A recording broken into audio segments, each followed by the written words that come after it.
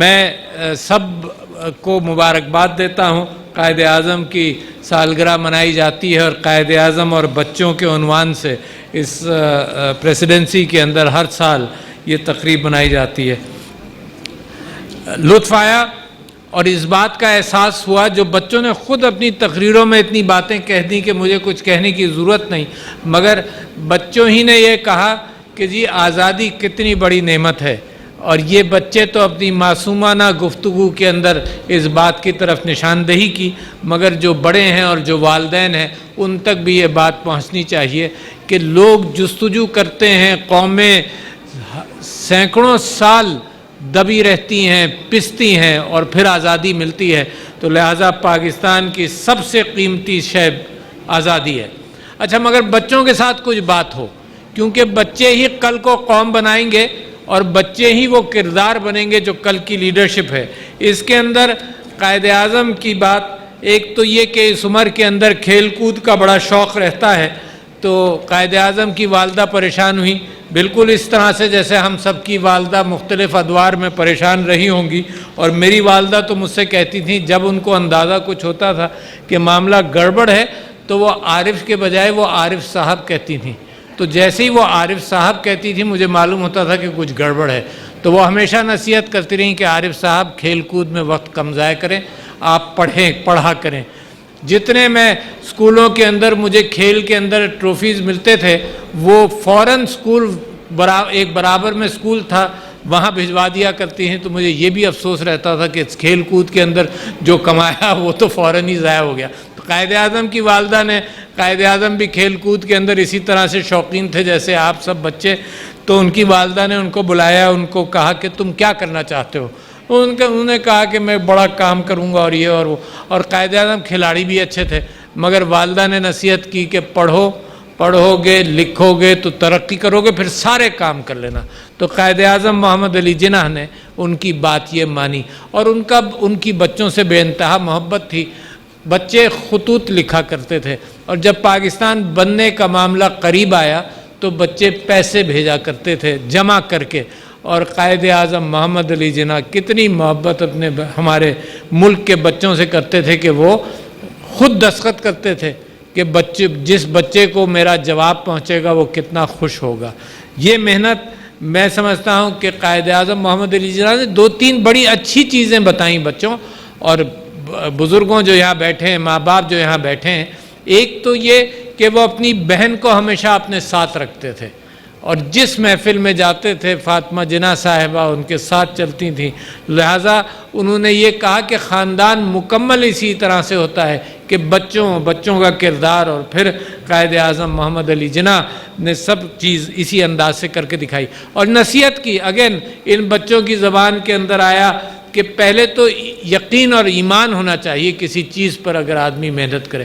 قوموں کے لیے بہترین نصیحت 3 الفاظ کے اندر کہ ایمان، اور ایمان کے ساتھ پھر تنظیم ہو کہ اگر کسی منزل کو پہنچنا ہے تو نظم و ضبط کے بغیر آرگنائزیشن کے بچوں، بغیر لائن بنائے ہوئے، بغیر ڈسپلن کے معاملہ آگے نہیں جاتا. اور اسی کے ساتھ اتحاد ہو، یونائٹڈ ہوں، جیسے انگلیاں الگ الگ ہوں اور مکہ بنے تو اکٹھا ہو کر بڑے کام کر سکتے ہیں. یہ وہ نصیحتیں ہیں جو بچوں اور بڑوں کے درمیان سب کے درمیان رہیں گے.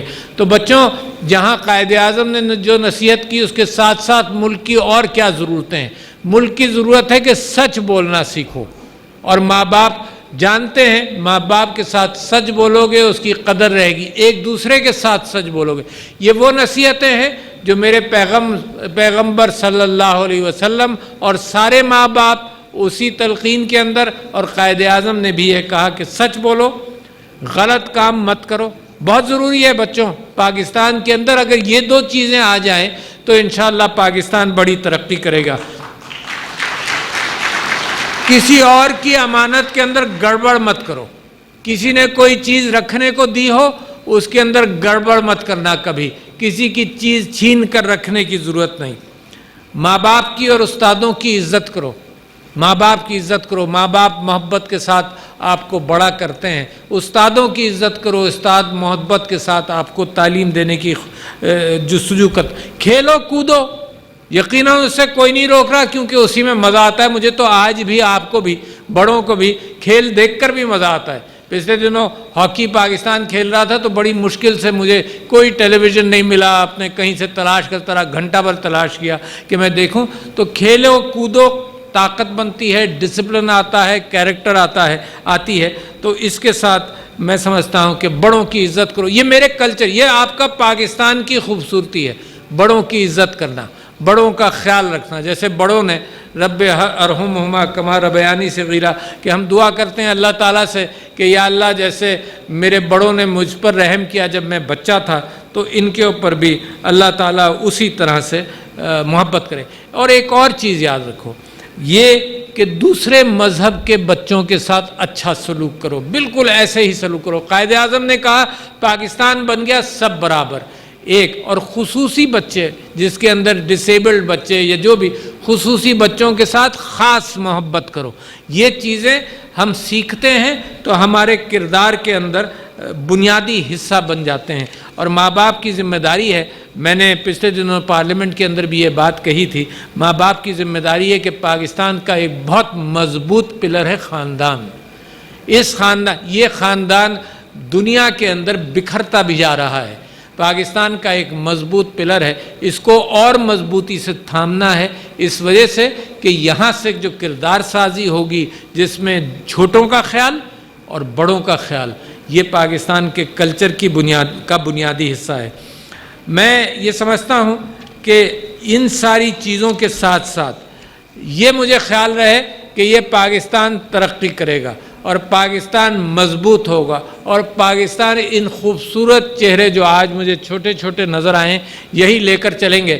تو قائد اعظم نے ایک بچے سے پوچھا تھا کہ تم بڑے ہو کر کیا بنو گے. سب سے اچھا سوال تو یہی ہوتا ہے نا، تم کیا کرو گے، بڑے ہو کر کیا بنو گے. اس نے کہا میں قائد اعظم بنوں گا. اچھا، اب یہ بڑا ایک اچھا، تو انہوں نے بڑا اچھا جواب دیا اس کا. انہوں نے کہا ہاں، پاکستان کو ایک اور جناح کی ضرورت ہے. تو انشاءاللہ پاکستان جس انداز سے ترقی کر رہا ہے اس کے اندر قائد اعظم کی بات صحیح ہوگی. اور آخر کے اندر زیادہ لمبی بات ہی نہیں کرنی چاہیے، اتنی خوشی بھی ہے، اتنا اچھا آپ کی شام گزری آج، کہ جب تک ہے یہ دنیا باقی ہم دیکھیں آزاد تجھے. واہ واہ، جب تک ہے یہ دنیا باقی ہم دیکھیں آزاد تجھے، سونی دھرتی اللہ رکھے قدم قدم آباد تجھے. السلام علیکم.